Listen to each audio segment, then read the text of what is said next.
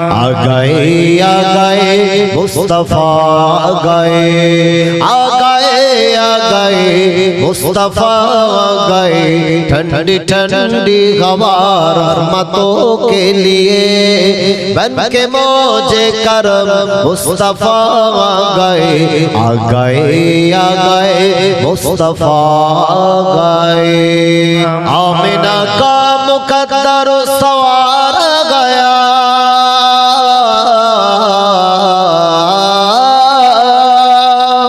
आमिना का मुकद्दर सवार गया गोद में चाँद जिसकी उतारा गया जुरे होबे ना सुभानाल्लाह चिल्ले होबे ना नारे तकबीर आमिना का मुकद्दर सवार गया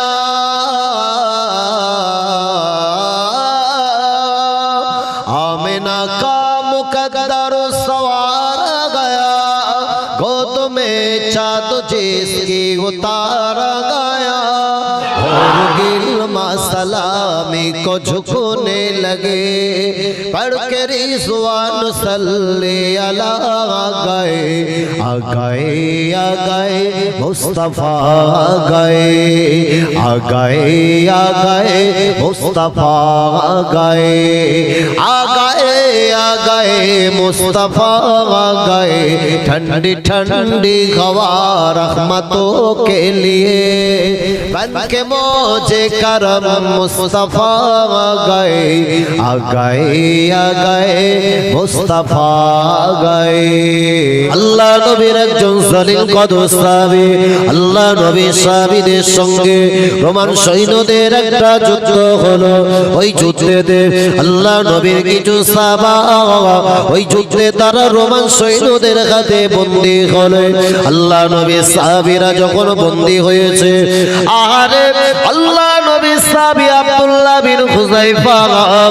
রাদিয়াল্লাহু তাআলা আনহুকে পরের দিন সকালবেলা বাদশা কাইসারের কাছে আনা হলো বাদশা কাইসারের সম্মুখে দাঁড়ানোর পরে আল্লাহ নবী সাহাবী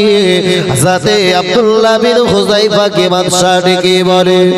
ও নবী সাহাবী আব্দুল্লাহ বিন হুযায়ফা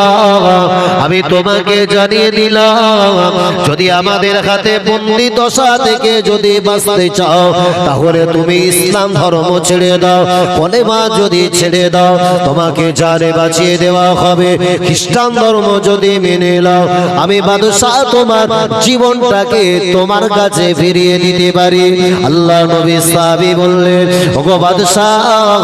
আপনি শুনে রাখেন আমি আল্লাহ নবী সাহাবী জানিয়ে দিলাম জীবন কুরবান করতে পারি কিন্তু না আমার ইসলামটাকে কোনো বেদিনের কাছে কোনোভাবে বিক্রি করব না ও বাদশা কাইসার শুনে রাখো পৃথিবীর জমিনে যারা আল্লাহর ইমানদার বান্দা হবে পৃথিবীর জমিনে আল্লাহ পাকের যারা মুমিন বান্দা হবে ওই বান্দারা নিজের জীবনটাকে শাহাদাতের জন্য তারা এগিয়ে দেবে আল্লাহ নবীর সাহাবী হযরতে আব্দুল্লাহ বিন হুযায়ফা রাদিয়াল্লাহু তাআলা আনহু আরে আল্লাহ নবীর সাহাবী আব্দুল্লাহ বিন হুযায়ফা রাদিয়াল্লাহু তাআলা আনহুকে বাদশা যখন বিভিন্ন ভাবে আল্লাহ নবীর সাহাবীকে তার অফার দিলেন কিন্তু না আল্লাহ নবীর সাহাবী কোনোভাবে অফারগুলোকে তিনি অ্যাকসেপ্ট করেন না আল্লাহ নবীর সাহাবী আব্দুল্লাহ বিন হুযায়ফা রাদিয়াল্লাহু আনহু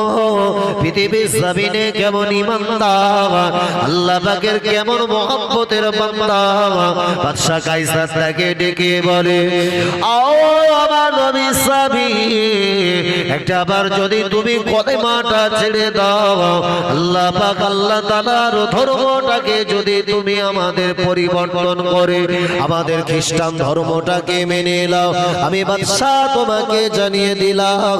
আমার সম্পদের অর্ধেক তোমাকে দান করে দেব রাজত্ব তোমাকে দেওয়া হবে এবং পাশাপাশি আমার মেয়ের সঙ্গে তোমাকে বিবাহ দিয়ে রাজার রাজ দরবারের মালিক বানাবো আল্লাহ নবী সাহাবী হযরত আব্দুল্লাহ বিন হুযায়ফা রাদিয়াল্লাহু আনহু ওই সময়ে বাদশা কাইসারকে ডেকে বলছেন বাদশা পৃথিবীর জমিনে ইমানদার মুসলমান নিজের জীবন কোরবান করতে পারে,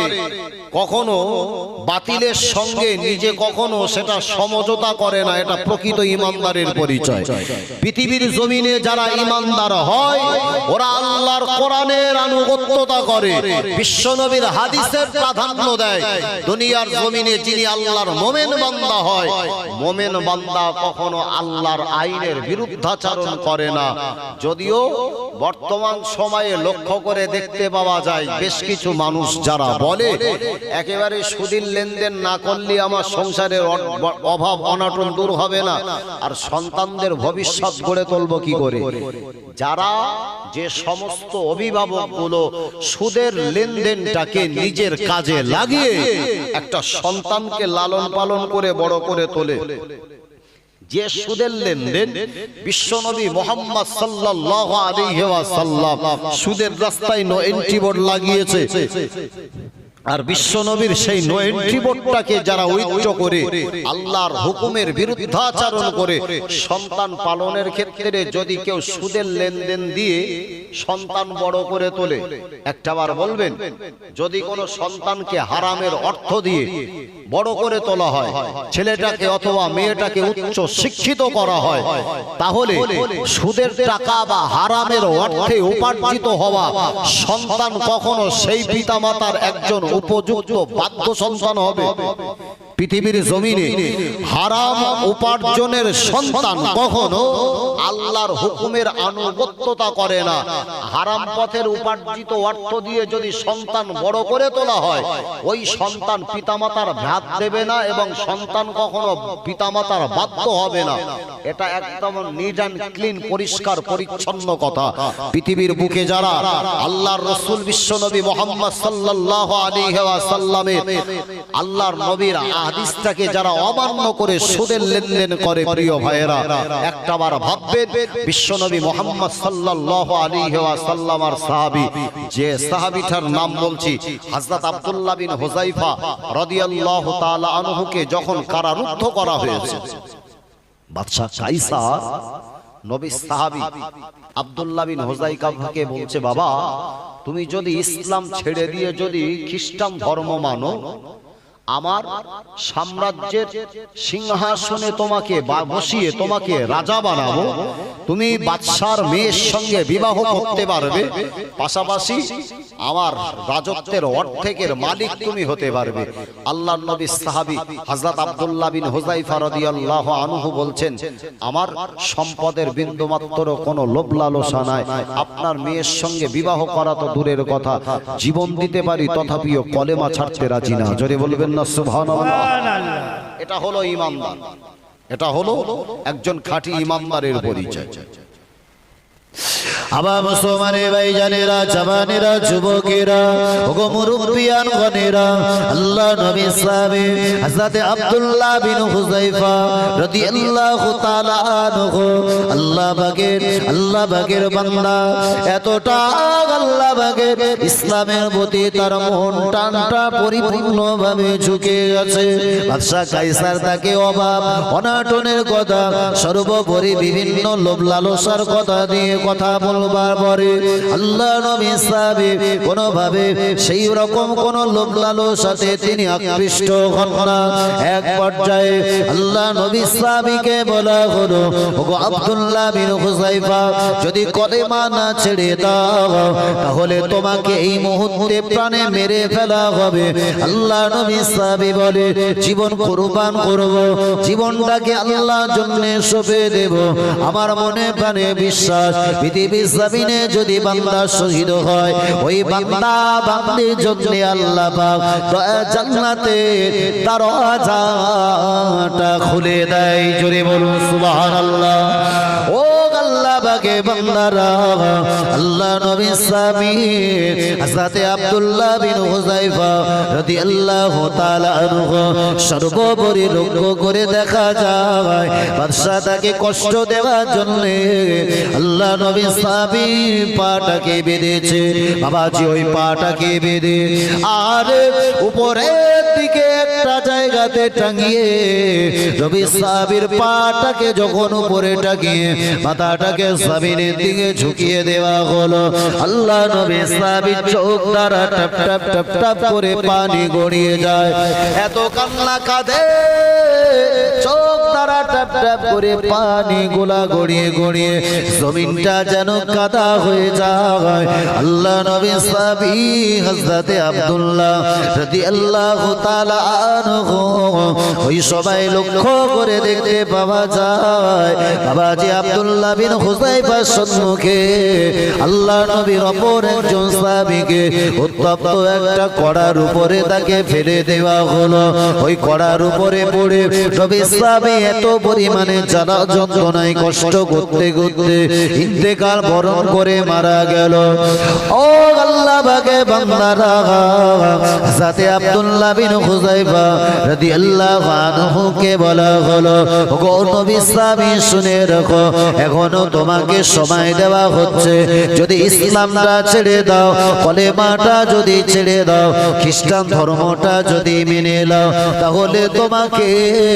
এই উপযুক্ত একটা পাত্র থেকে, জ্বলন্ত কড়া থেকে তোমাকে বাঁচিয়ে দেওয়া হবে। আল্লাহ নবী সাহাবী তারপরেতেও বলে, ও বাদশা কায়সার শুনে রাখো,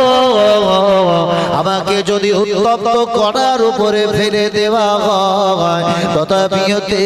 আমি কলেমাটা ছেড়ে দিব না। আল্লাহ নবী সাহাবীকে ওই অবস্থায় ওখান থেকে বাবা নামানো হলো। আল্লাহ নবী সাহাবীকে